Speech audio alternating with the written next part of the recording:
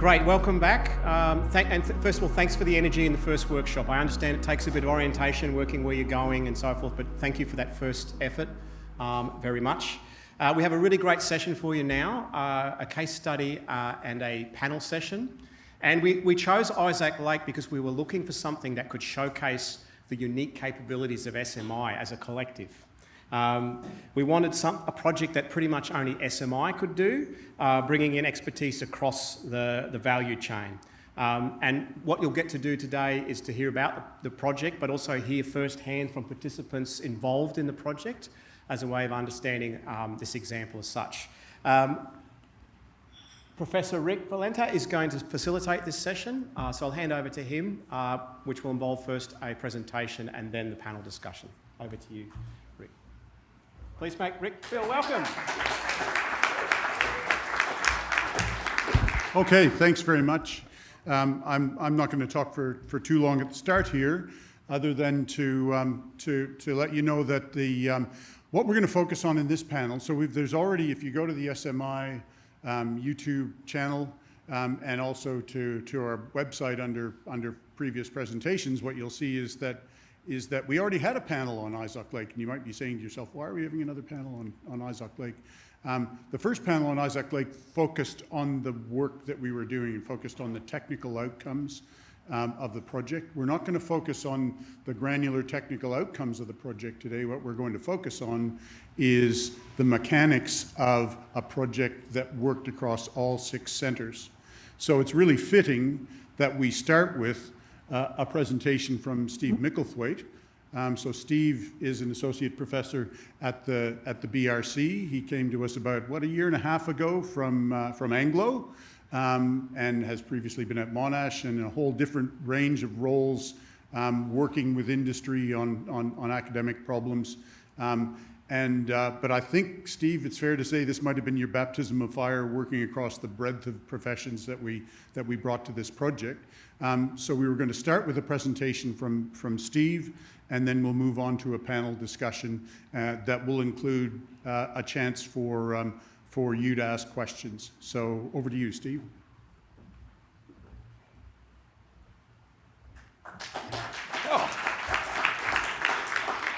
Thank you very much. You see, I've dressed for the occasion as well.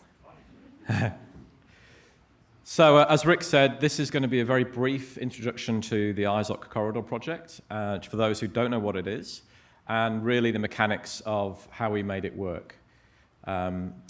So, just very briefly, MMG have a project in the Arctic North Circle, extremely challenging, difficult geomet issues, community indigenous issues, conservation issues, dealing with climate change and the melting of the permafrost, groundwater management, and so on. And they came to us and asked, can we help them better deal with those issues, come up with some innovative solutions, and move that project to economic feasibility as well as environmental and social acceptance. And some of the star researchers are now on the stage to talk about that. You could see from those images back there that it's a pristine area. It's highly undisturbed. So lots of things you have to consider. And these are sorts of themes we ended up dealing with: community, holistic assessment of mine projects, the technical side of things, whether we can bring in novel technologies to extract metals, the water challenges, and so on. But the neat thing was it involved 6 of SMI's 7 centres. And a collaboration with the University of British Columbia.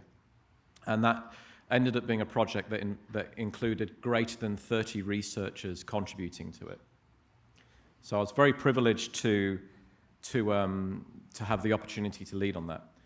And one of the key things, I'll just go back a slide, one of the key aspects to this project is not only was our team collaborating with UBC on this side of the project, on the problem solving and the delivery, but on the client side, on the MMG side, they had an internal team who were working with us, who were taking on board the results, doing economic analysis, thinking about them, feeding back on that. And that, I think, was a key success component to this.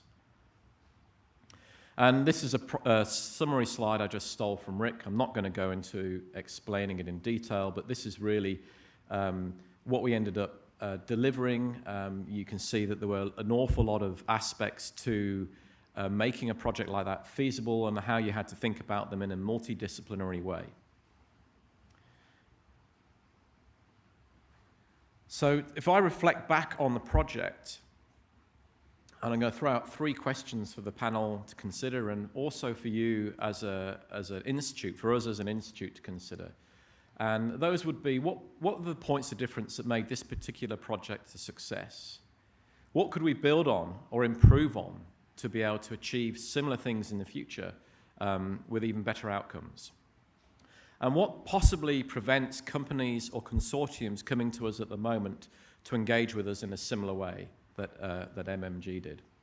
We want more of these cross-disciplinary initiatives to help the industry move towards a sustainable future. And we all know we have to be able to break down those silos. And this was one of the first examples where we really feel we managed to achieve that.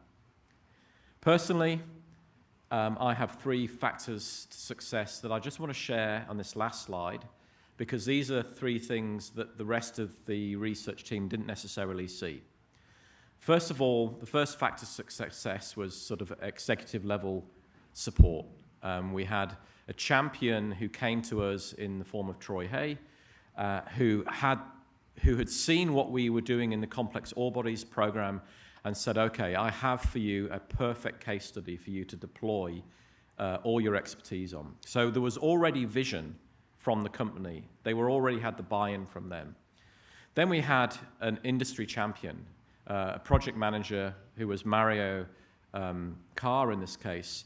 And Mario and I met on a weekly basis and discussed how the project was going, and then communications flowed out from that to the whole team.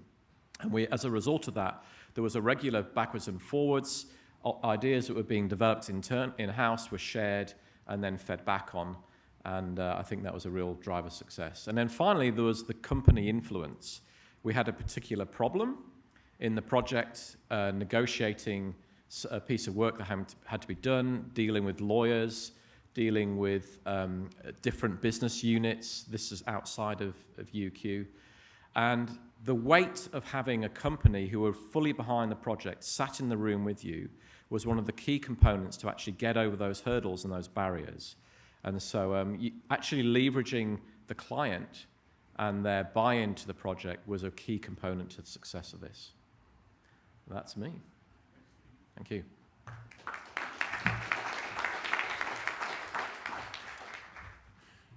Yeah, thanks very much, Steve. And I may call on you later, but you're right. My Dorothy Dixer for you was a little bit covered, so we'll see how we go.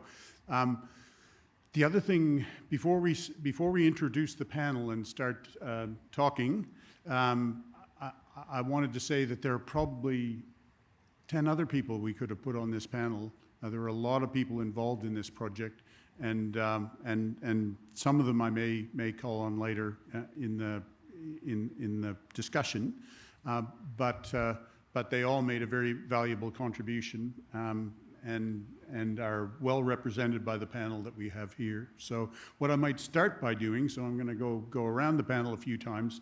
First time we go around the panel, I'm going to ask each of you to introduce yourself, which center you're with, and what you did in the project. So I'll start with you, Lorna. I'm Lorna Hernandez. I'm with the Center of Mineland Rehab, and I was doing the conservation aspect of the project, looking at wildlife impacts. I'm Lizette Verster. I'm with the JKMRC, and I was looking after the processing options for the project, looking at the novel processing technologies and how to improve the sort of flow sheet. My name's Ben Seligman. I'm in Mishk. I got the chance to try out a very, very new technique called causal network topology analysis, basically connecting risks together from where they had been identified from people in all the centres that were relevant to the Izok Lake project. So how do you connect community impacts, to environmental risks, to production issues and all that sort of thing. So we got to do that on this project to see what's really driving the feasibility of it. And my name is Eleonore Lebre. I work at the Center for Social Responsibility in Mining.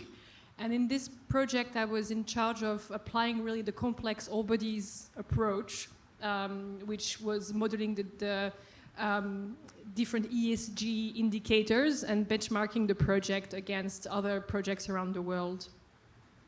Thanks very much, everyone. So we might start in with a round of questions, and we might go around one set of questions and then pass out to the audience to see if there are any questions or reflections on that, and keep going and see how we go. So I want to start with Lorna and ask you, what was the highlight of the project? What was the most exciting aspect of it for you?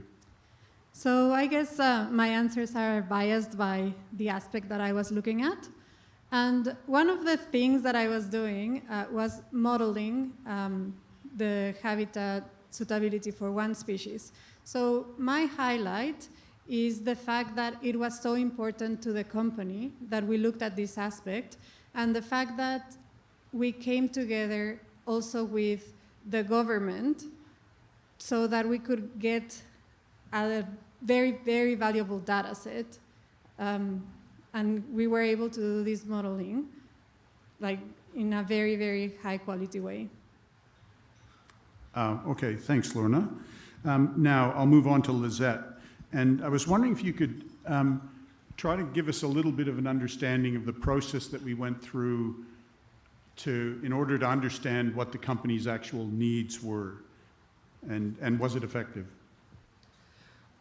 Okay, so I think the key here was, like Steve already said, the MMG had from the start shown their interest and participation in the project, and it really shined through the entire duration. And I think the key here was, when we as researchers get given a project, we sometimes go off in isolation for 12 months and work on a solution, and then we present it to the client and like, oh, well, that's not what we asked for. In this case, we had these check-ins, regular check-ins, like Steve said, he had weekly meetings with the project champion, but we also had workshops all the way through where we got dynamic feedback of how are we tracking? Is this what they're looking for? You know, are we dealing with the sustainability issues that are of concern for the company? And I think that was a really good way of approaching it. So we actually ended up having like 2 phases in the project where we halfway through had like a health check. And, you know, what do we need to change in the direction of the project to deliver the outcome that is going to work for MMG? And I think that approach made the project very successful. Thanks, Lizette. Ben, one of the questions are going to sort of reach a crescendo of difficulty in a second, but this one I think is probably a little bit difficult. But one of the things that really was a surprise for me was the power and effectiveness of the risk analysis that was carried out. And I'm really interested to know how you approach that, and I know you touched on it already, but how you approach that in a little bit more detail, and how we might apply that more broadly in the SMI. Yeah, I mentioned the name of the technique earlier. The first thing that we did how we approached analysing the risk in this project was not to talk about risk. And what I mean particularly by that is that one of the key ways we think about prioritising effort in terms of what problems do we need to focus on first, in terms of which risks to focus on first, is by measuring the likelihood and consequence of a particular activity or event or something like that. And in a project, that's no different. But we didn't start there. We really were interested in understanding what were the key problems, what were the key risks that MMG were facing, and what caused them, and what kinds of ways to control them that were already in place.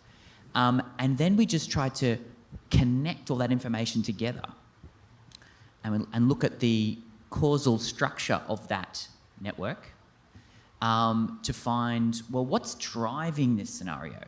And one of the interesting things, I'll give you an example, Rick, if I may.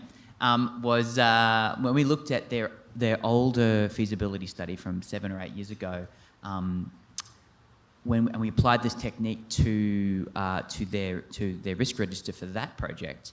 And what was popping out was that the kind of most important event that was driving a lot of problems was caribou not being able to have babies. So caribou are reindeer, and they are in this area of Nunavut.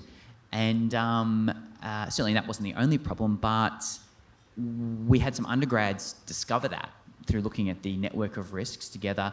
And they came to Steve very red-faced, and they said, I think we've stuffed this up.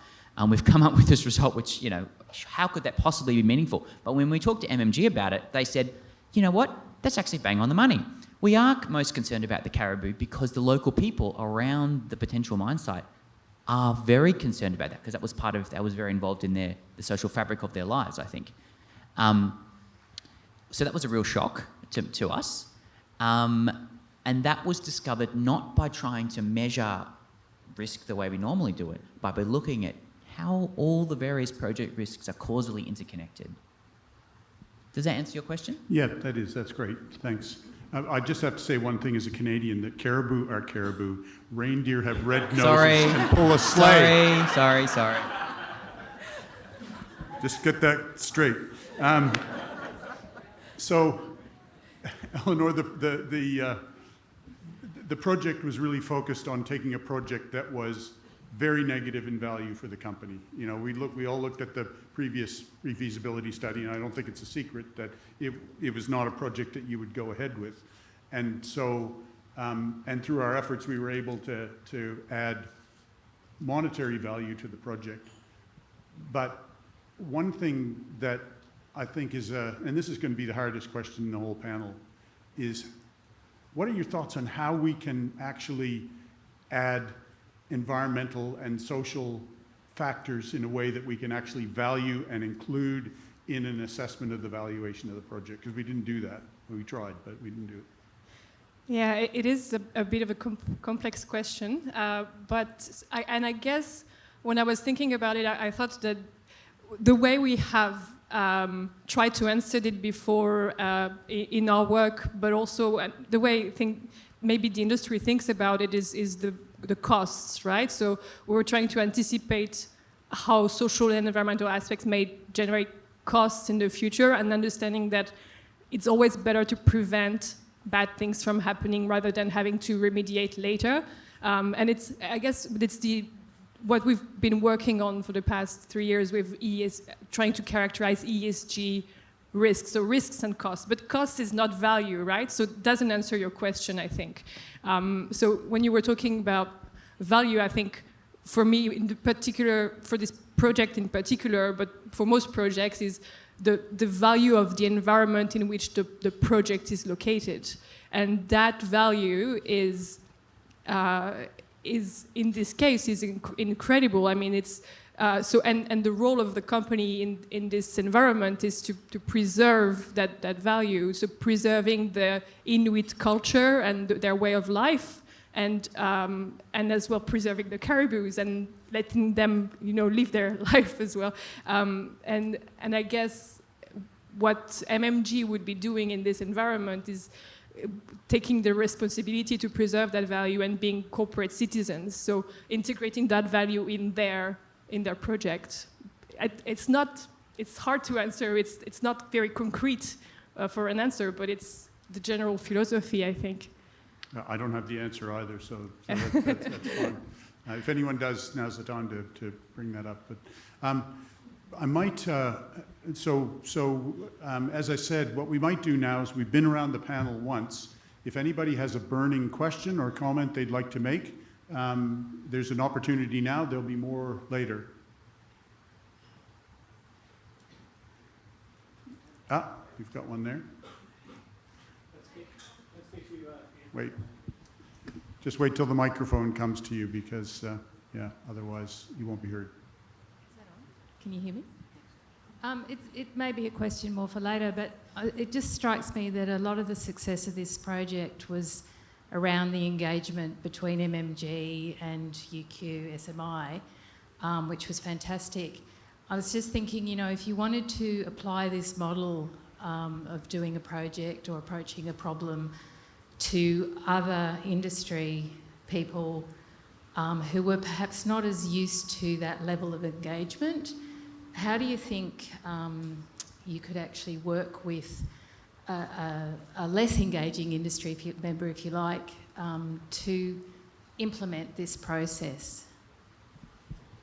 I'm just checking my list of questions, because that was a question that I had for somebody. I think it was for, what's that? For me. Okay.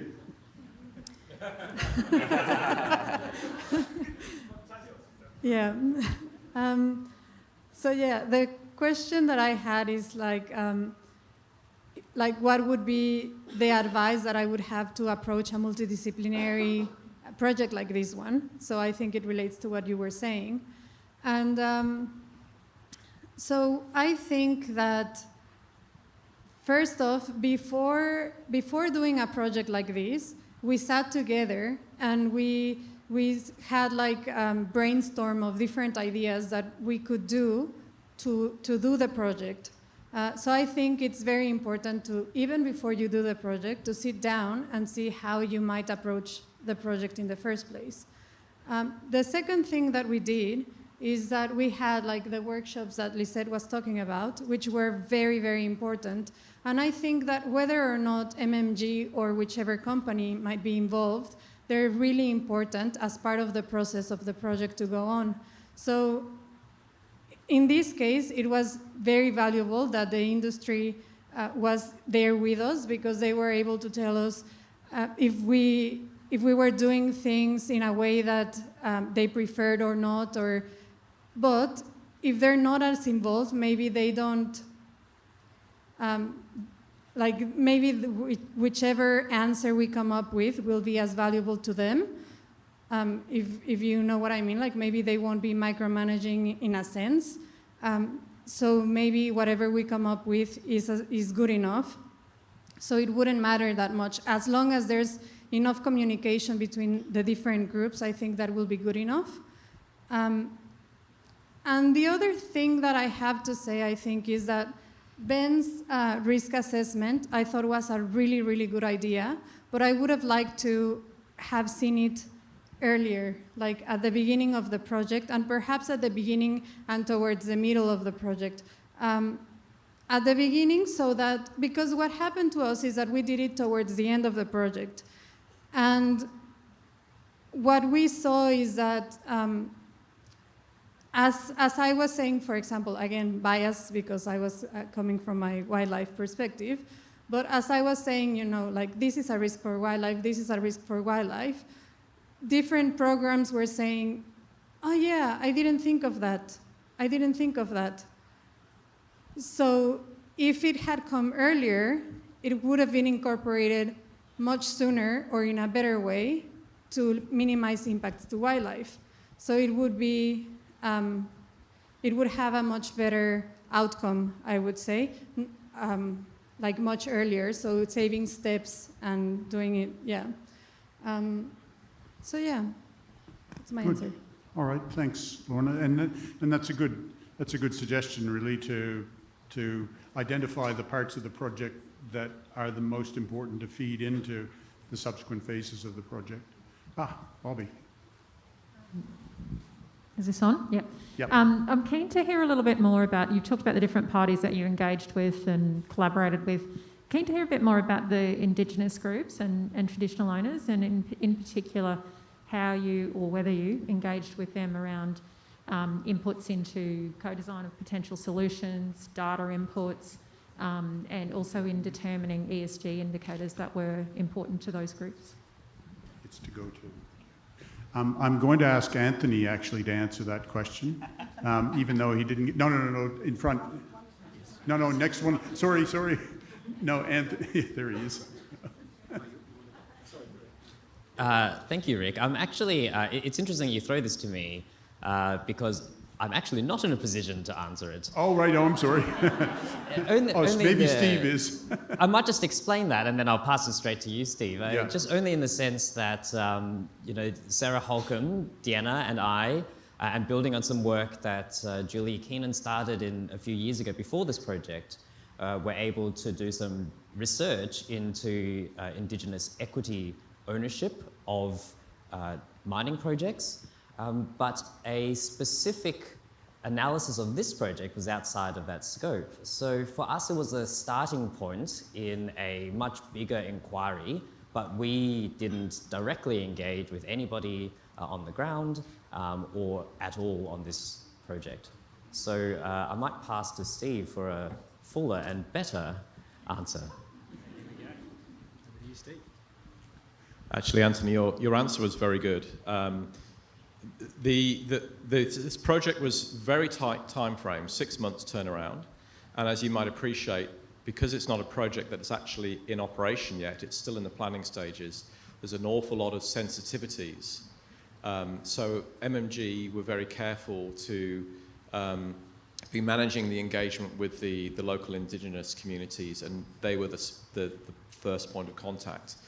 They actually, MMG, the company, were interested in us reaching out to the local communities and involving them in the project, but it was a decision that was made internally that the level of research, the level of understanding at this point, it wouldn't be appropriate to do that. So there was consideration given to that question, and in the end we decided that in order to not upset the cart, if you like, and necessarily go in and do some work before the appropriate moment, it was best to hold back.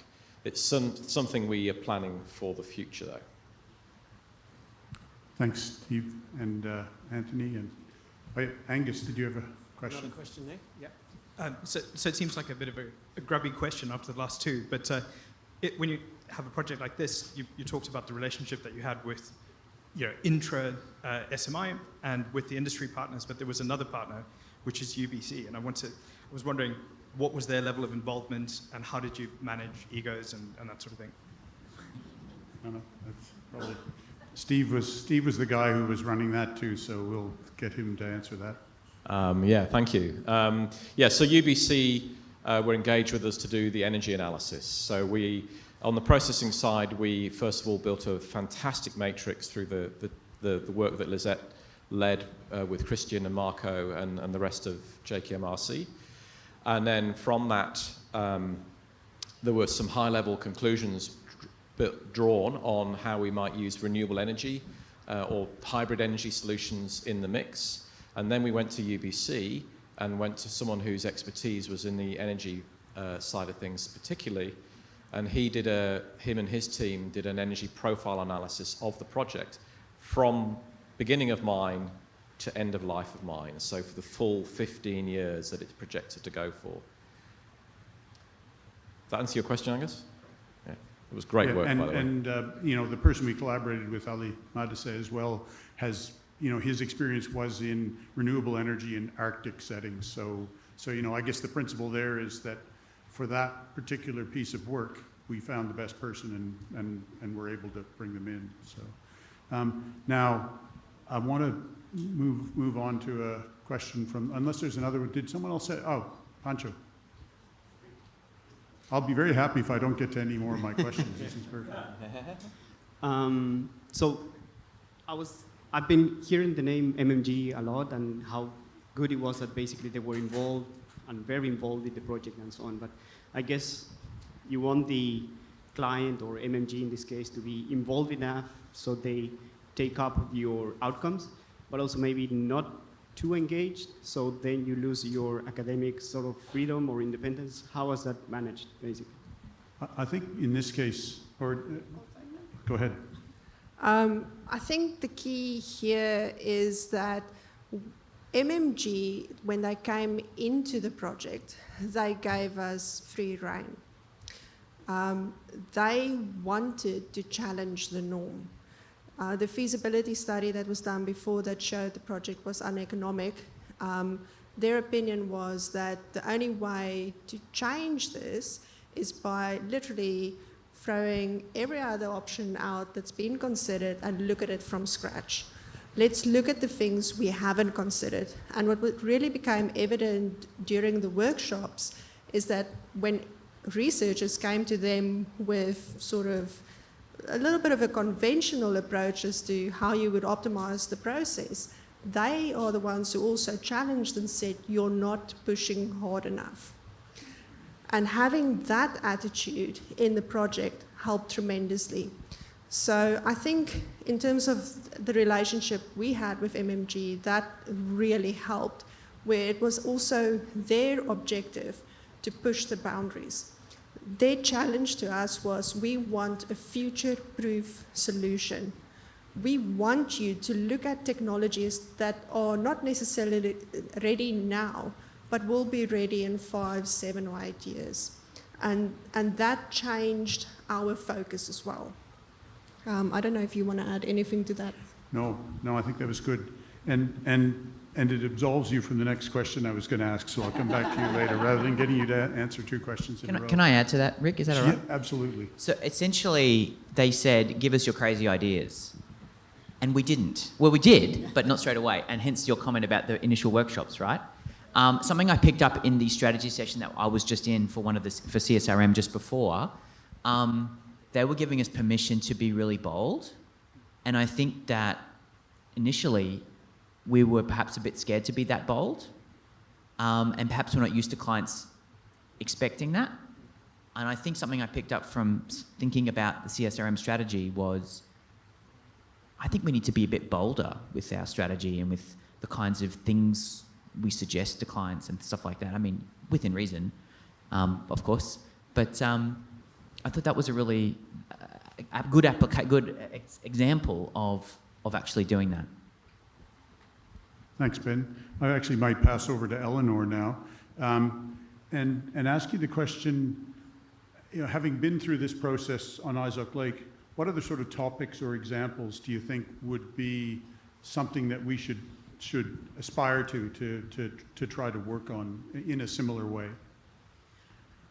My first reaction was basically everywhere, right? Because, Izok Lake is a true complex ore body, but if you look at mining projects generally, they all have something multidisciplinary to some challenge that needs to be addressed by a multidisciplinary team. Like we saw it very well with this project, how mineral processing choices influence social impacts in the infrastructure, how it will influence the environmental impacts.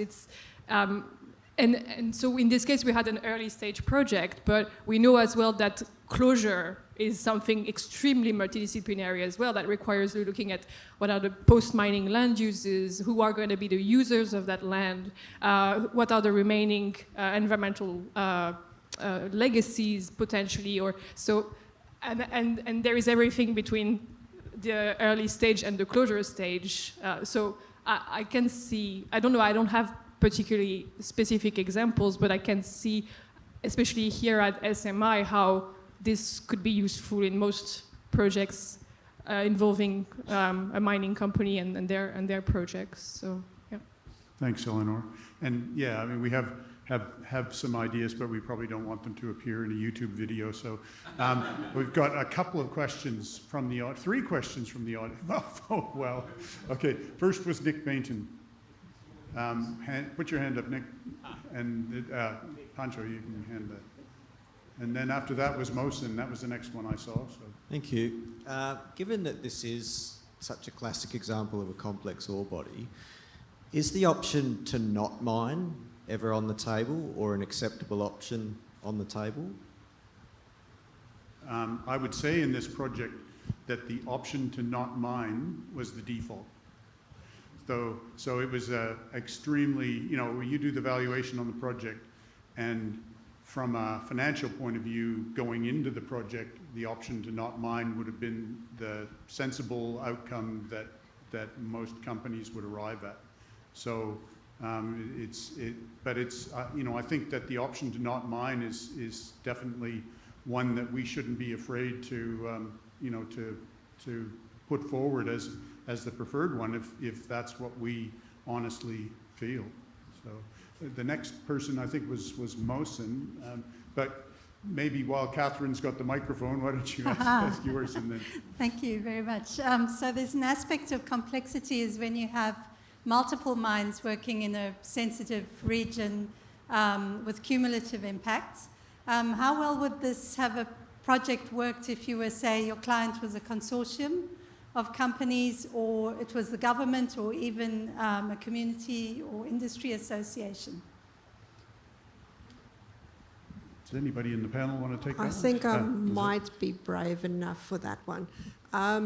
That's an interesting one because it's actually one of the things I think coming out of this project that we could look at improving the process going forward is actually looking at it as a consortium.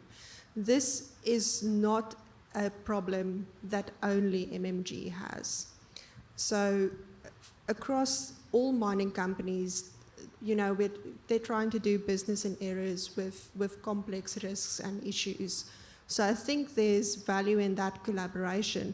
And in particular for Izok Lake and the region that's located, there is a drive from government as well as other economic investors to look at how to develop the region economically, but also in a thoughtful way and protecting the environment. And doing that in collaboration, not just with one company and a research institute, but across government organizations, indigenous forums, plus a consortium of companies, I think would be the way to go in the future. The next one was Mohsen. I think if you come up and grab the microphone from Catherine. I think, and then Mick, and then Longbean. I should be writing these down. Cool.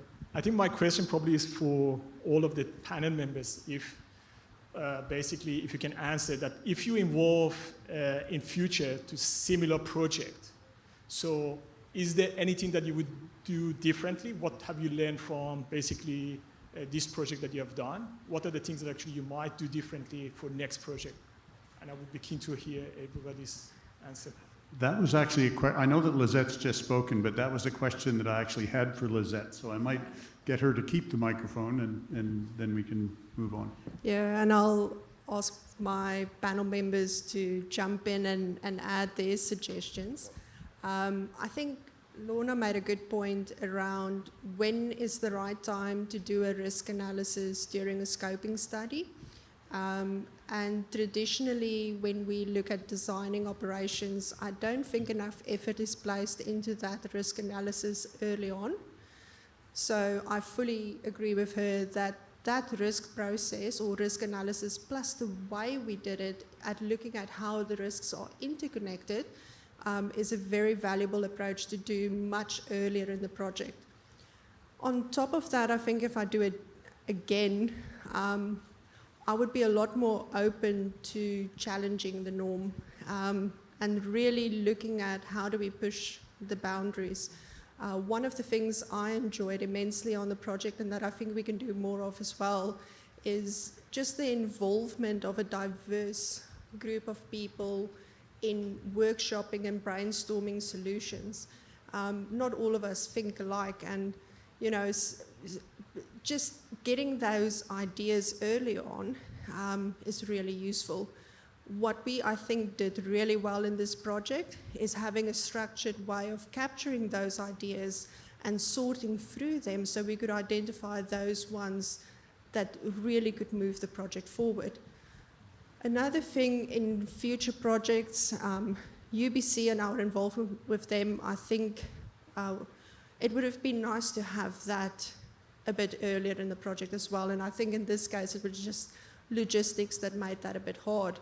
But it's about identifying those research partners at the key activities and bring them in early in the process to look at problem solving is the things that I would do differently.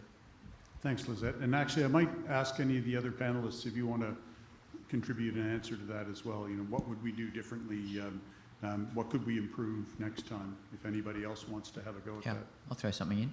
So you guys have both touched on the aspect of the thing that I was looking at, which was trying the causal network thing and the risk analysis at various points in the project. So that's one thing.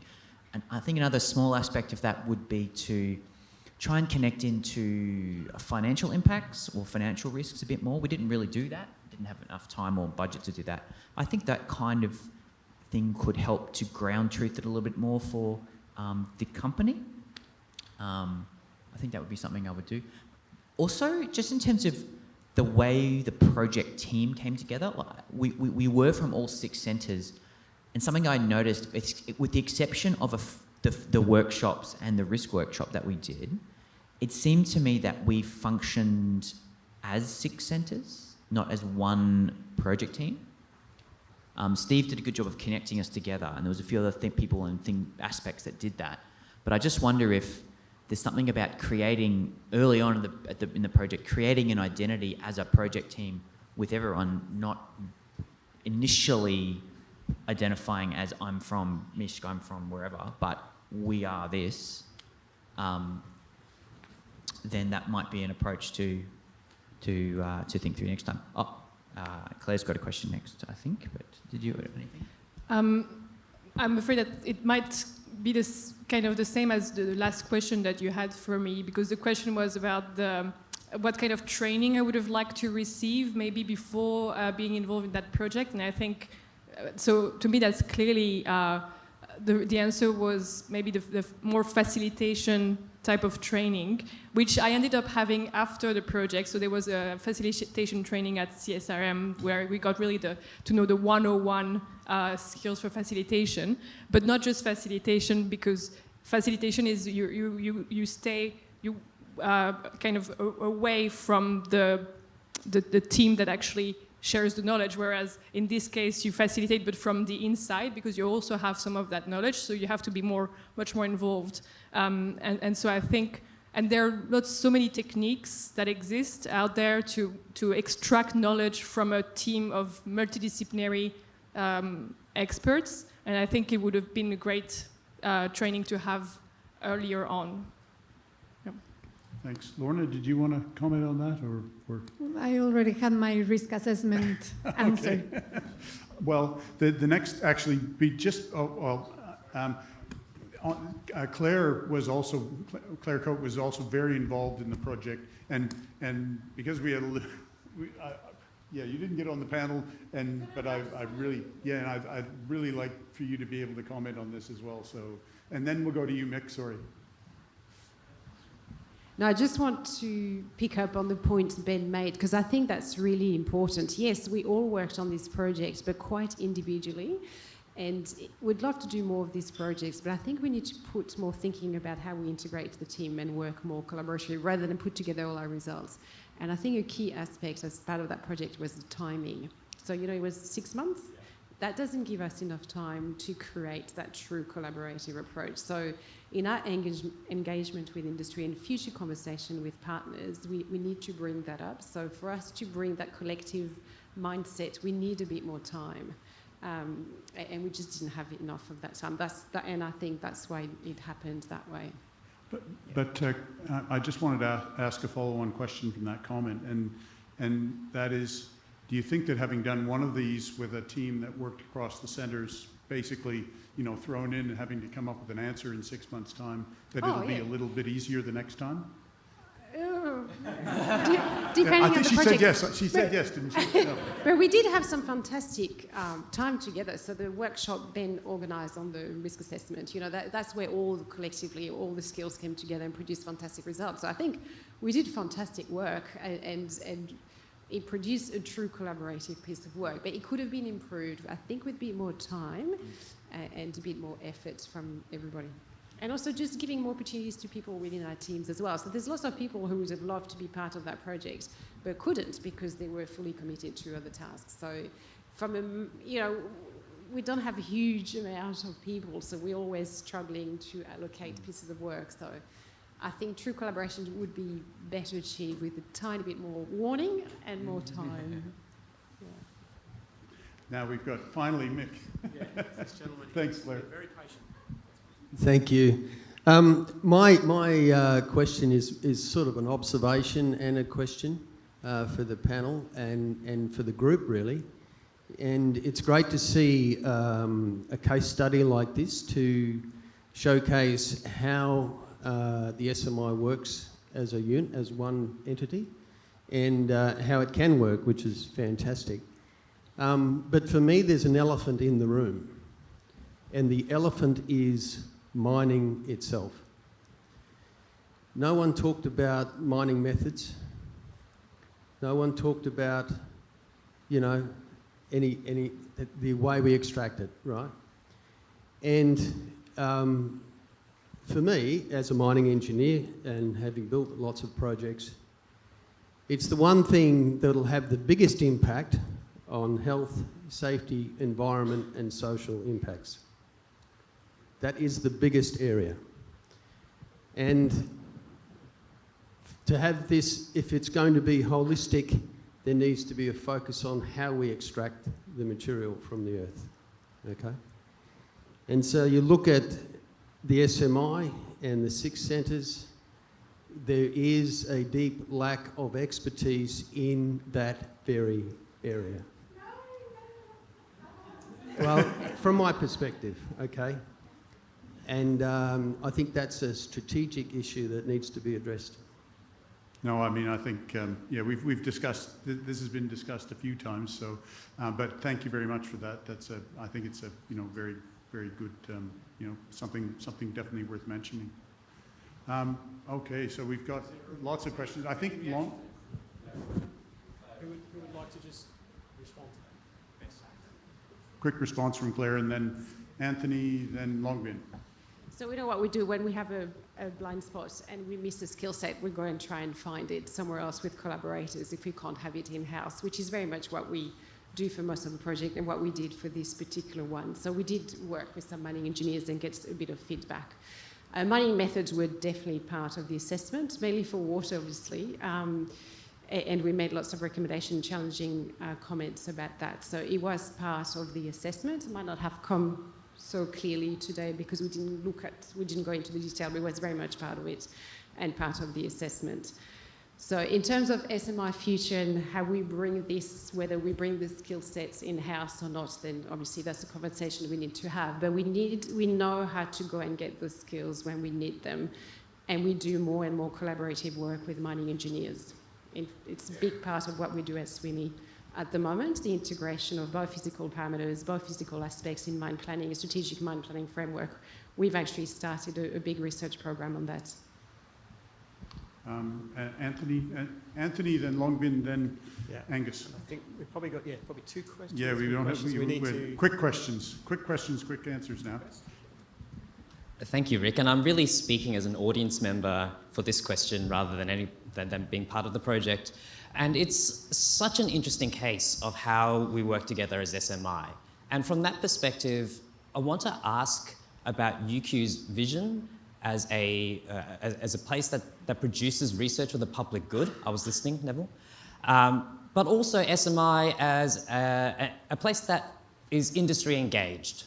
And I noticed, Steve, your slide said the MMG influence.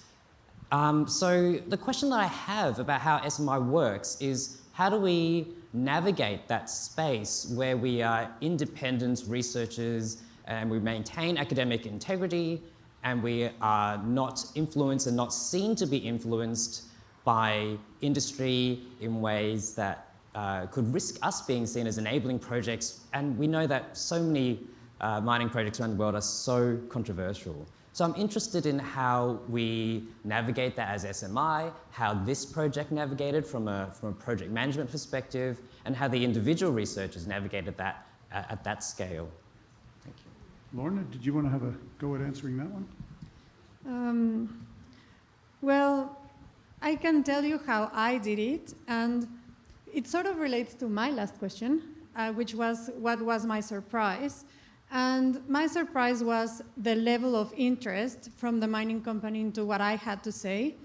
And I can tell you, like, if there's something that I'm very interested on, is my research integrity. So they did not influence at all any of my research or any of the results of my research. And I always made sure to never say anything just because they would prefer to listen to some words that came from my mouth. So that's how I approach that integrity. But it was really nice to see that they were really interested in what I had to say. So I think it's managing how you word the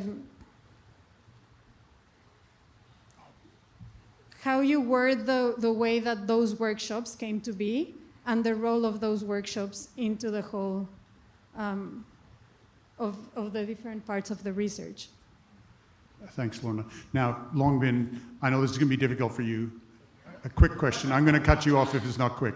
So not a long statement followed by a question. No.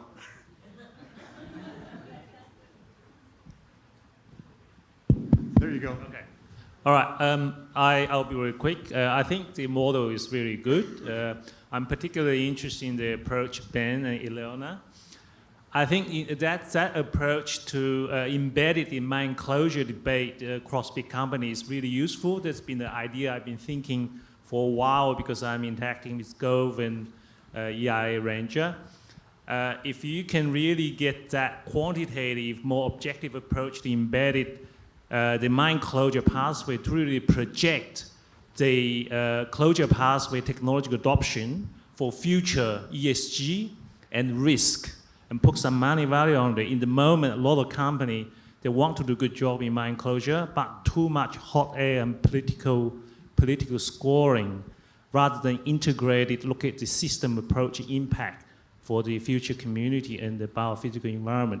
I would like to see you guys to get into there to project that impact.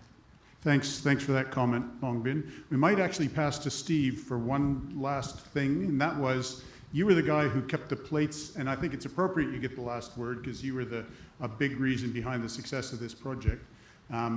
You were the guy who kept the plates spinning in the air for a lot of the project, and we want to do a lot more of these projects. So what, briefly, would your advice be to somebody else placed in the position that you were placed in at the start of this project? Thanks, Rick. I think I partly answered that on the last slide that I presented on.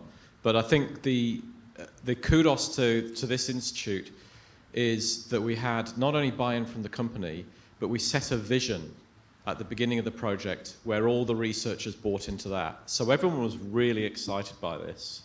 And in a short turnaround project, you don't have time to be winning hearts and minds as to whether they really want to be involved and commit 100% to it.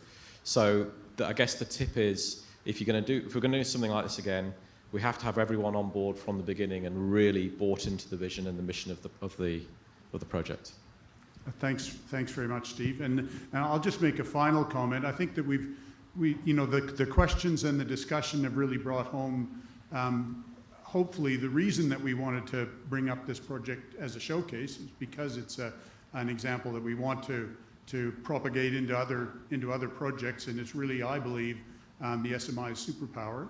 But I saw in the background, I don't know where he is now, but I saw Charlie before, and one of the reasons we got this project going was that Charlie Sartain, our chairman for the last 3 years or 4 years, has been saying, when are you going to get a project going that uses all of the different centers? So Charlie, this is the one, and hopefully there'll be many more. But I just want to thank all the people who worked on the project, but all the panelists and Steve and